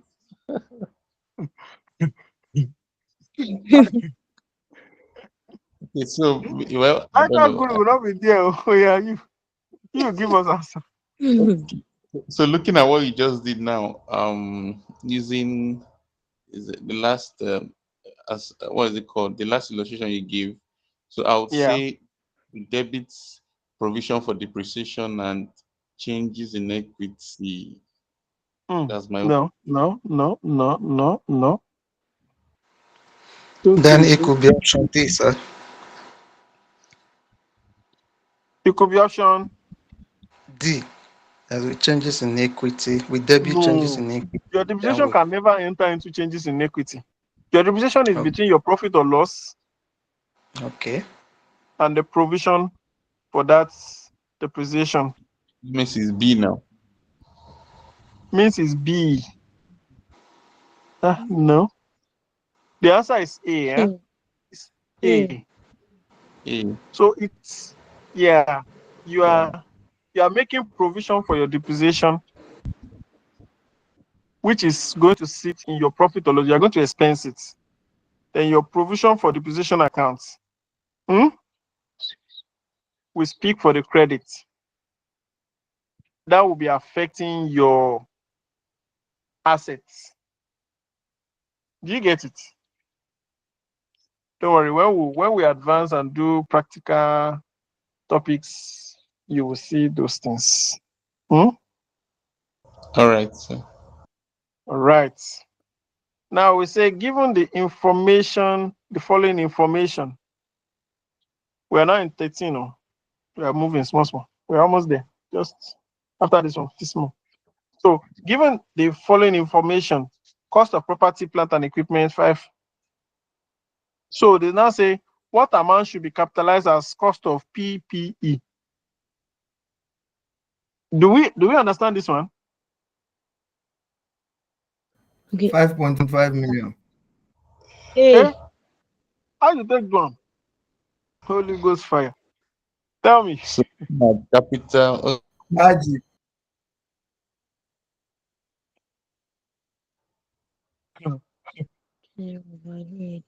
Okay. So do we understand it? Okay, let me explain. It's very simple. You see, Is any it answer you are correct? picking, you should be able to explain it. Huh? So I said, now, is the A correct? Sorry, sir. is the what? Is the option A that correct? is the answer correct. How did you get it? I can't go rule 5 now. million Ask, plus 500,000.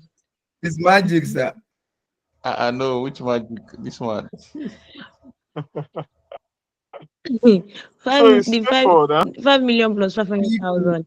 PP plus Yeah, installation it's of very code. simple. It's very simple. You have Cost said of it all. property with installation. This is PPE. And they're asking us for what? Cost of property, plant, and equipment. Huh? Now you look at this. This is PPE. This one is property. This one is an administrative overhead. So this is an expense.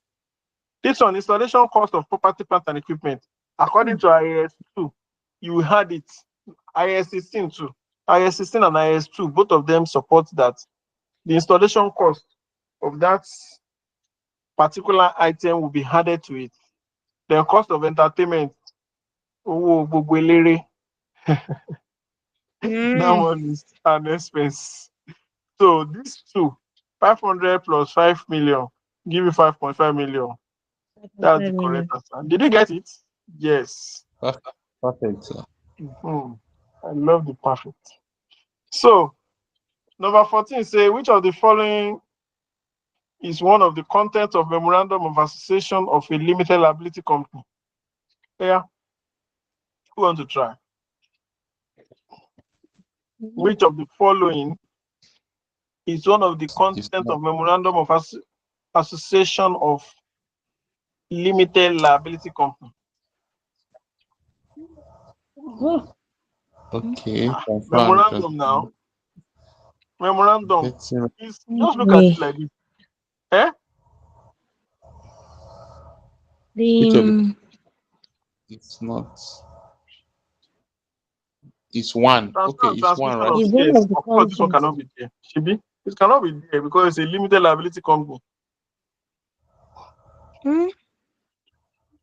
Voting right. The voting right of members. Foreign power of the company.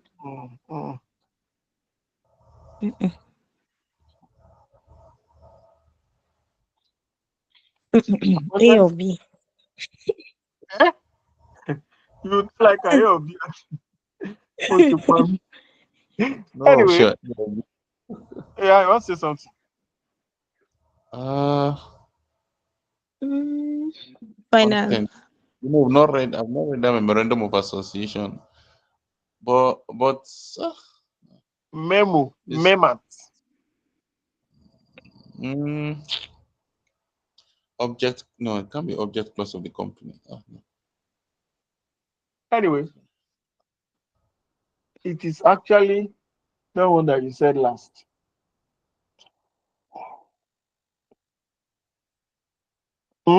This is a limited liability company. Eh? Okay. This is a limited liability company. Now, he's speaking to which of the content, which of these will you see in your memorandum of association of a limited liability company? It is the object clause of the company. Why is the company existing? How is the company existing? I mean, some things are just, So you have to see why the company is existing there. That's just it. So 15. The cash book shows an overdrawn bank balance of 65,000 naira. That means they've chopped more than the amount.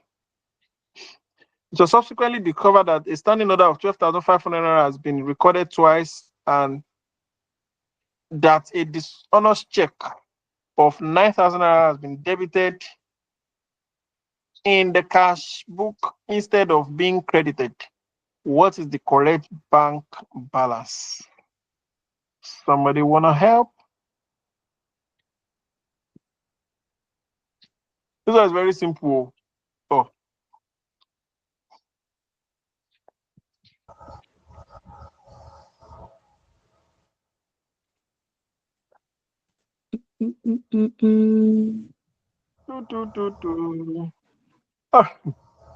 All right.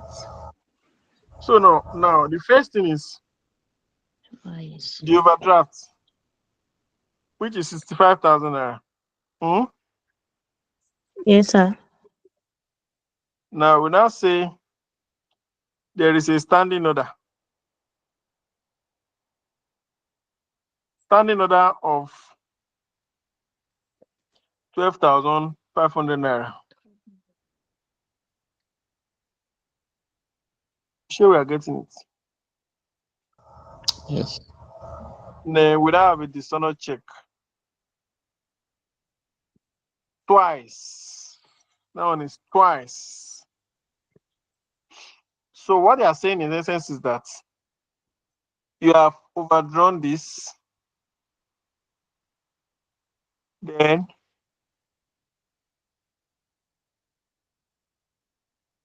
it was discovered that standing order has been recorded twice, and a dishonor check for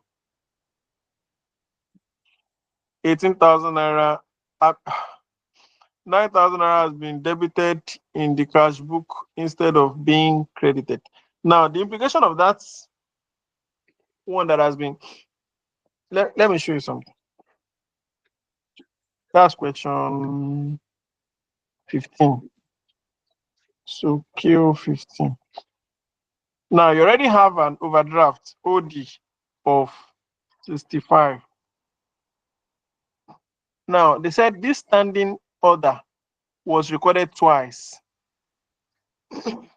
Standing order ordinarily it's a negative balance, right? It's a negative, like it's an expense. That's what I meant to say. It's an expense. Now that it is now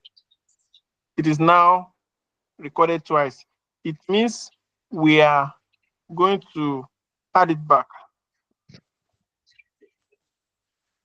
So we'll less it like this 12,500. Are we getting it? Or I should do it in another way. Continue, sir. Okay. Then now we now have this, that a dishonor check of 9,000 has been debited in the cash book instead of being credited. Now that it has been debited, when we reverse it and we now repost it to the right place, it means it has been debited. Dishonor check. Dishonor. Dishonor. I hope I'm correct. I'm tired. Don't mind that English. Dishonor check. So initially, it has been debited instead of being credited. Now, we will now reverse it. It has been debited before. We now reverse it to say 9,000. Now, we will now post the right figure again to say 9,000. You didn't get it. If I add it Because it together, was done twice, right? it was done. Okay. No. If- A dollar check for 9,000 has been debited in the cash book instead of being credited. Credited to Now the you reverse it. reverse. This one is reverser. Reverser. This one that they said twice, recorded twice, means they deducted this money 2 times. So you had it back. So Okay, if I had done it this way and say, because overdraft is a negative, I say 65. It means I'll say this 12,000 will be added back. This is the way I wanted to do it before. Then the dishonor check. Dishonor check Yes, means sir. the money no enter our account. So I'll now say minus 9,000 because we've recorded it that we received the money before. I'm reversing. Then I'm now posting the right one. Right booking is 9,000 naira again. 9. If I had all of this, you can see it's giving me the same thing. Negative, because overdraft is negative. That's all you have here. 70,500.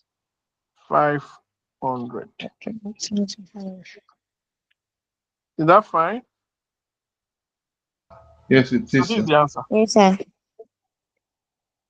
All right. Then Winning Nigerian Limited, winning. When Nigerian Limited has compiled the following information for the year ended 31st December 2013. The gross profit margin, based on these figures, what is the sales revenue for the year? This one you just walk back. Anybody can try?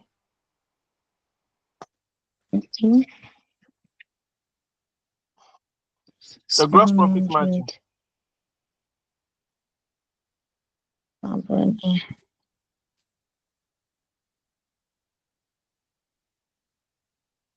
Hey. The answer is what?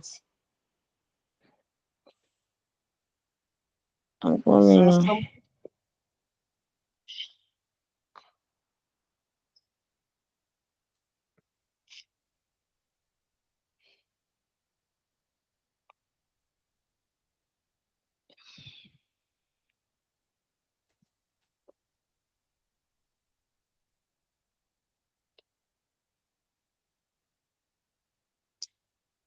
1.5. 1.5. Oh, wonderful, wonderful, wonderful, wonderful. You have done well. Just the normal sales calculation, right? So you add Yes. this plus this, right? Okay. Yes, minus the closing Then inventory you less this, then you get your um what's it called? revenue. Your revenue. That's fine, right? Cost of So sale. that's the gross profit margin is 40%. Okay. 40%. Based on these figures, what is the revenue for? You are correct. You're correct. 1.5 million. So the Um, 40%, the gross margin is just for confusion, just to confuse the student. Some persons like, uh, ah, is it? I'm not okay, sure. okay. So, what is this But it's calculation? Or what is this calculation? like, let's continue. Huh? You want to say something? No, I said it's fine. I just wanted to know sometimes, this examiner. 1.5 should be You say what? No, I said sometimes someone could be carried away with looking for gross margin when the answer is looking at the person at the face there.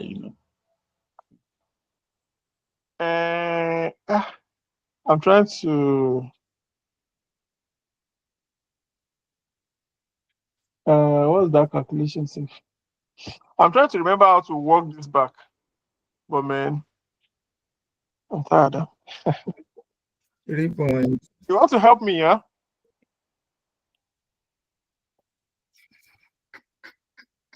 Somebody want to help me there. There's a way you can use this to get it. Yes. Huh? There's a way you can use that to get it. But the spirit is willing, the flesh is weak. Yeah, maybe as we continue, we'll go back to. Yeah. I should be remaining 50%. You say what? Initial measurement of So asset. we have number 17. The initial measurement of assets under IAS 16 PPE. We've not heard of IAS 16 before, have we? So I may not be able to ask you this one, right? Okay. I have. So PPE is called property, plant, and equipment. IAS is International Accounting Standards. Are we done with the 16? Yes. Okay. Yes, you're done. Is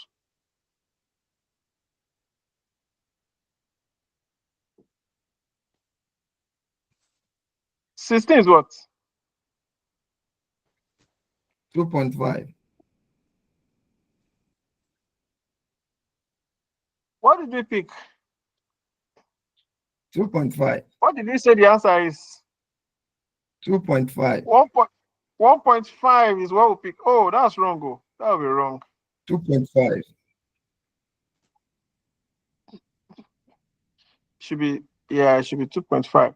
So it should be 1.5. Okay, that's correct. So it should be 1.5. What did we get earlier? That's 1.5 A now. Option A was all we got. okay. So that means what's this calculation? Gross profit margin, right? So gross profit margin is it means 60% is our Revenue. so our cost of sales. So with this calculation now, it means that I'm trying to remember this work back way. So 700, 1.9, okay. 1.5 divided by 0.6.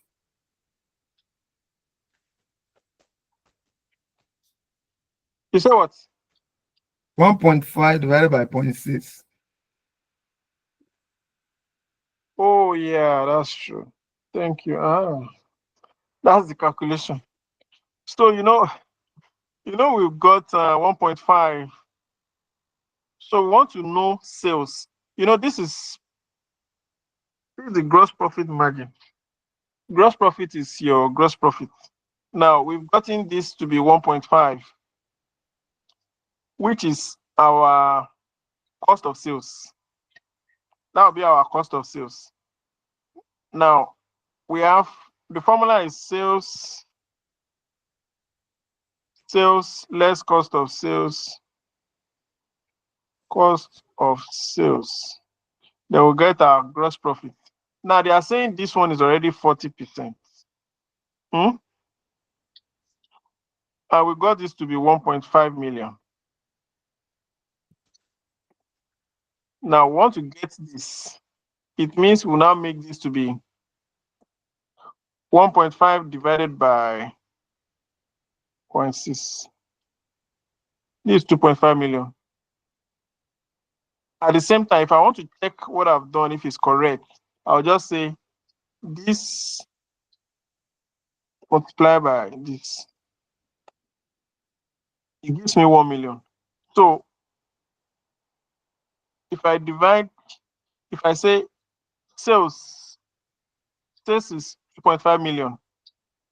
So I said sales is 2.5 million minus this. If I add it together, it give me 1 million naira. This means that how will you confirm that is correct? That's what I'm trying to do. I will now say sales, which is the 100%. This one means this is the 60%, while this one is 40%. If I use that to multiply this figure, it will give me this 2. I want us to try. So I'll say 60% times this. Give me 1.5. If I do the same thing to F4, if I do the same thing here, it gives me the 1 million naira. Do we get it? So our sales here, sales for the year is 2.5 million naira. Sorry, I was. Did we get it? Or it's looking confusing? Yes, it is confusing a little bit. Okay, look at it. It's straightforward. Now, you agree with me that if you want to get your gross profits, this is the way you calculate it: sales minus cost of sales, right? Yes, sir. Whereas your cost of sales on its own is the formula is opening stock, add purchases, less closing stock. The formula is opening plus purchases less closing, right? Now, and that's what we have here: opening inventory, add purchases, less closing. That means we have cost of sales. Our cost of sales is equal to this 700 plus 200 plus 400. These are, sorry. It's minus 400. So we have 1.5, which is our cost of sales. Did you get it to this extent? Yes, sir. Okay. Now, they now told us that 40% is gross profit margin, meaning that automatically we want to gross profit margin means gross profit sales. This margin is sales. So it means gross profit in this sales is 40%. Now, if they tell us it's 40%, it means there is a 60% somewhere. The addition of the 60% and the 40% gives us 100%. The 100% will now be the revenue. Did you get it? Now, Yes, sir. what they are trying to do there is this equals to 1.5 divided by 0.6. This will give us 2.5 million naira. And that's why I try to do another confirmation here to get it back. Because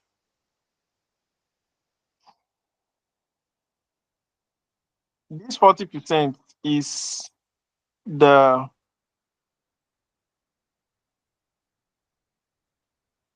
that is the gross profit, right? Whereas the 60% is the cost of sales.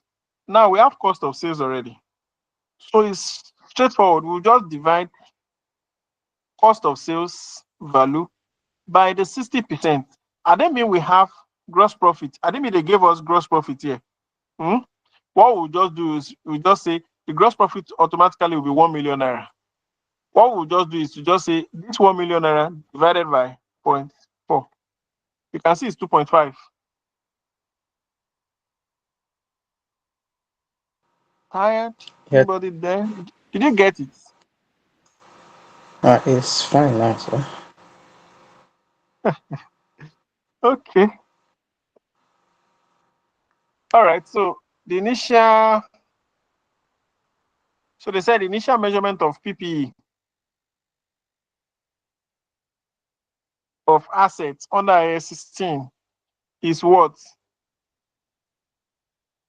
What's the initial measurement? Anybody have an idea? Nobody have heard PPE? That's number 17 now, huh? Yes, I've come across PPE before. C. So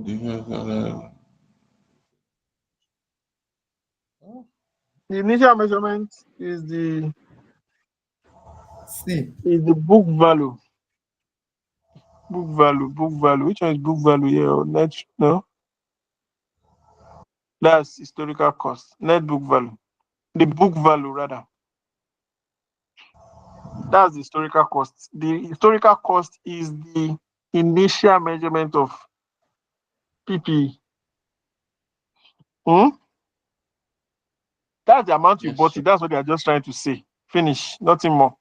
The initial measurement is the money you used to buy it first. That's all. That's what they are trying to ask. Did you get it? Okay, sir. Right. Okay. I hope you got it too. All right. So this thing is echoing back. And I don't know why. Anyway, let's just run through the remaining few ones. Remaining 3. Sorry, sir. I think the phone. Maybe that's why. Maybe somebody is using two. Okay, I think it's from her. Okay, thank you. So 18. They said accounting for the effect of transaction and other events and circumstances on a reporting entity's economy, resources, and claims in the period in which those effects occurs, even if the results, cash and receipt payment occur in a different period of time. Oh yeah, somebody tell me the answer. We did this one. Huh? Accra. Accrual. Akura. It's Accra. Accrual. Thank you. Akura. Accrual. We submit this one. We submit that one.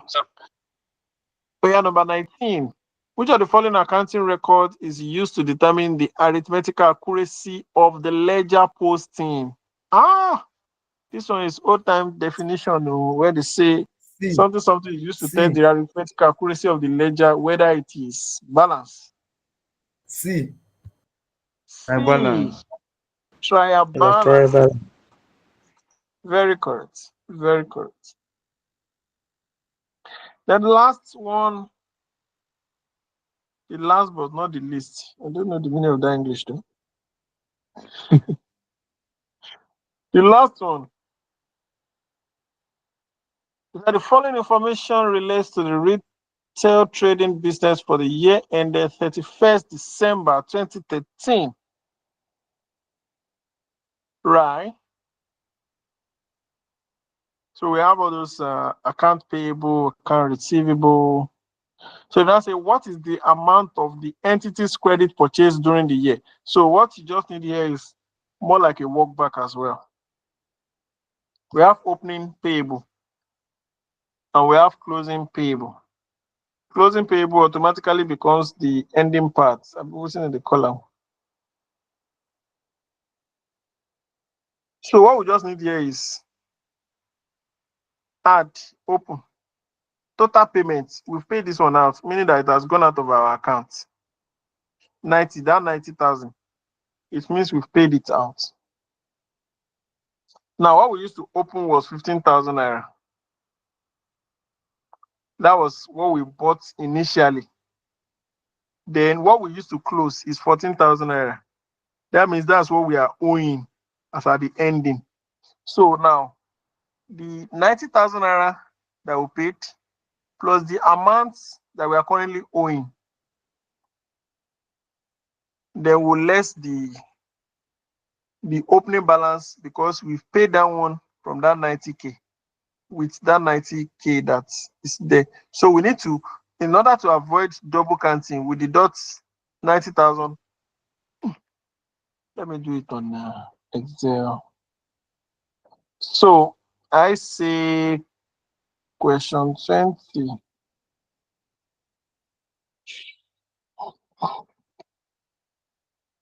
So we say opening is minus 15. That's what I mean. Then closing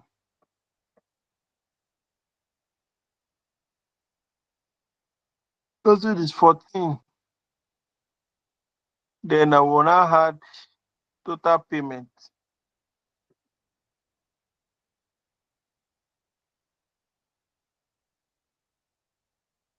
£90,000. If I add all together, it gives me 89,000. Is there 89,000 there? Yes. And Yes, that sir. is the That's final it. answer. Is that fine? Yes, sir. All right. Yes, sir. So we continue from, okay, it's even 2014 now. Okay, it's been a long time. So we continue from Continue. here